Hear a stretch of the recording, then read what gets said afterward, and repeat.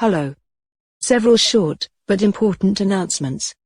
First, we detected 2 bugs in Django Music Publisher in the past 2 weeks and fixed them promptly. One was affecting data imports, rejecting valid data.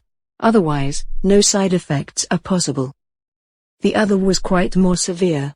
Environment variables for publishing agreement template were ignored. Default 5100-100 was used for all installations. Actually, a very small fraction of publishers, if any, use other than default values.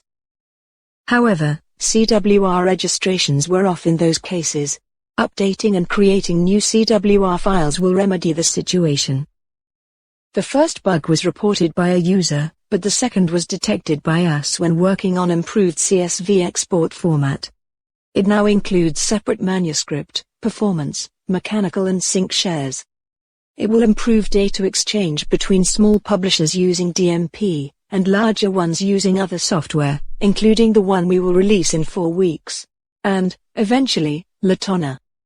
Also, support for controlled writers with no society affiliation was improved, and documentation was updated. A new version of our Python library for managing music metadata territories was released. Thank you for using our free software.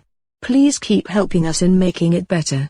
Reporting bugs is a very important part of it.